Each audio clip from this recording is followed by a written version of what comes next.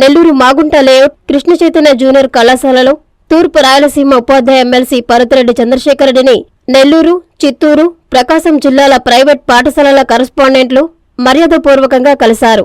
ముఖ్యంగా ప్రైవేట్ పాఠశాలలకు 8 సంవత్సరాల గుర్తింపు సాధించడంలో ఎమ్మెల్సీ చంద్రశేఖర్ రెడ్డి కృషి ఎంతో ఉందని వారు అభినందిస్తూ సత్కరించారు.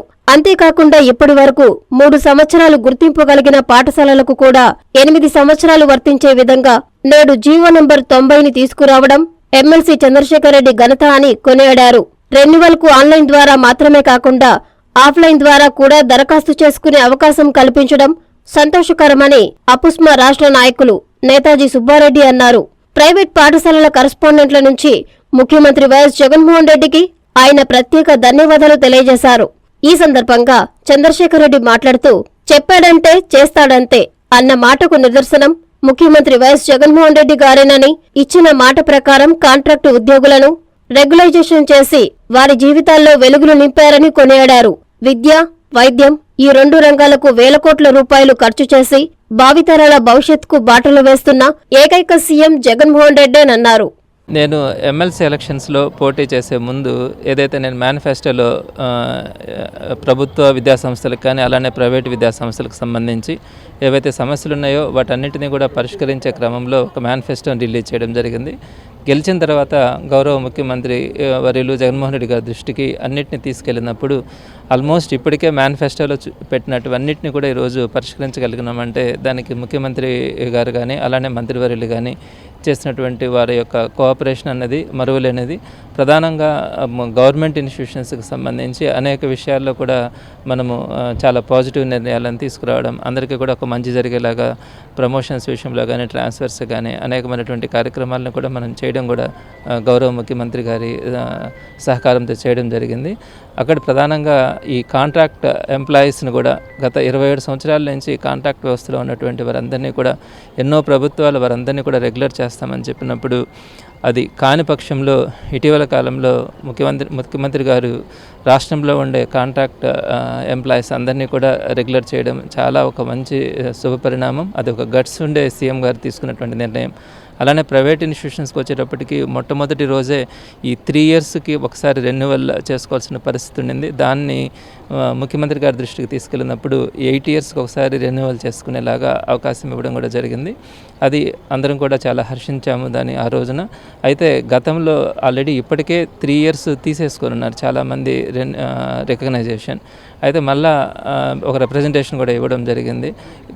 ఇంతకుముందు తీసుకోనున్న 3 సంవత్సరాలు తీసుకోనున్న వాళ్ళకు కూడా ఆటోమేటిక్గా వారికి కూడా మళ్ళీ ఫ్రెష్గా అప్లై చేయకుండా వారికి 8 ఇయర్స్ ఆటోమేటిక్గా కావాలి అనే అంశం మీద రాష్ట్రంలో ఉండే అన్ని ప్రైవేట్ ఇన్స్టిట్యూషన్స్ కూడా అందరి కోరిక మేరకు గౌరవ ముఖ్యమంత్రి గారి దృష్టికి ఈ ఇష్యూని తీసుకెళ్ళినప్పుడు ఆయన దాన్ని కూడా చాలా పాజిటివ్గా తీసుకొని ఎప్పుడు కూడా అలాంటి నిర్ణయాలు తీసుకోవడం అన్నది చాలా అరుదుగా జరుగుతుంది. ఇచ్చిన వాటిని కూడా ఆల్రెడీ 3 సంవత్సరాల పాటు ఇచ్చిన వాటిని కూడా ఈరోజు వారందరికీ కూడా మళ్ళీ అప్లై చేసుకోకుండానే 8 ఇయర్స్ ఆటోమేటిక్గా వారందరికీ కూడా రెన్యువల్ అప్డేట్ అయ్యేలాగా నిర్ణయం తీసుకోవడం రాష్ట్రంలో ఉన్న ప్రతి ప్రైవేట్ ఇన్స్టిట్యూషన్ కూడా ఈరోజు చాలా హర్షం వ్యక్తం చేస్తూ ఉన్నారు. అలానే ఆన్లైన్లో రెన్యువల్కి అప్లై చేయాలంటే చాలా ఇబ్బందులు ఉన్నాయి. దాన్ని ఆఫ్లైన్లో అప్లై చేసుకుంటామని తెలియజేసినప్పుడు దానికి కూడా అవకాశం ఇవ్వడం జరిగింది. అలానే 10 ఇయర్స్ కంప్లీట్ అయిన వాళ్ళు రెన్యువల్కి అప్లై చేసుకునేటప్పుడు లాస్ట్ డేట్ కూడా ఎక్స్టెండ్ చేయమని అడిగినప్పుడు దాన్ని కూడా డిసెంబర్ ఎండింగ్ దాకా ఎక్స్టెండ్ చేయడం జరిగింది. ఇలా అడిగినవన్నీ కూడా గౌరవ ముఖ్యమంత్రి గారు కానీ అలానే ప్రభుత్వ సలహాదారు సజ్జల రామకృష్ణారెడ్డి గారి సహకారంతో అన్నింటినీ కూడా ఏదైతే మేము ఆయన దగ్గరికి రిప్రజెంటేషన్ తీసుకెళ్తున్నామో వాటన్నింటినీ కూడా పాజిటివ్గా మేము తీసుకురాగలుగుతా ఉన్నాము. అంటే ప్రభుత్వం ప్రతి ఒక్కరిని కూడా ఎంత పాజిటివ్గా ఆలోచించి వారి యొక్క కష్టాలని బాధల్ని అర్థం చేసుకొని ఒక మంచి నిర్ణయాలు తీసుకునే క్రమంలో ఈరోజు మేము వీటన్నిటిని కూడా తీసుకురావడం, ఈరోజు ప్రైవేట్ ఇన్స్టిట్యూషన్స్ అందరూ కూడా చాలా సంతోషంగా ఉండడం వారిని చూస్తే చాలా సంతోషంగా కూడా అనిపించింది. మరి భవిష్యత్తులో కూడా అటు ప్రభుత్వ ప్రైవేటు విద్యా సంస్థల్లో ఉన్నటువంటి ఏ సమస్యనైనా కూడా తప్పకుండా గవర్నమెంట్ దృష్టికి తీసుకెళ్ళి ఎక్కడైతే ప్రాబ్లం ఉంటుందో వాటికి ఒక మంచి నిర్ణయం వచ్చేలాగా చూస్తామని సవినయంగా తెలియజేస్తున్నాను.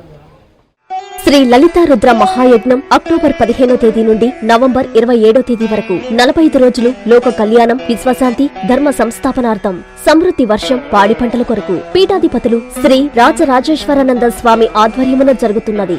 సకల శుభాలు కలిగించే ఈ లలిత రుద్ర మహాయజ్ఞములో పాల్గొని ఆయురారోగ్యం, ఉన్నత చదువులు, ఉద్యోగం, పదవులు, నవగ్రహ దోష నివారణ, సకల సంకల్ప కార్యసిద్ధి, వ్యాపారాభివృద్ధి, అన్యోన్య దాంపత్యం, శత్రు నివారణ, వివాహం, సంతానం పొందుటకు అందరూ ఉభయదాతలుగా పాల్గొనుటకు సంప్రదించవలసిన సెల్ నంబర్ 9848088925.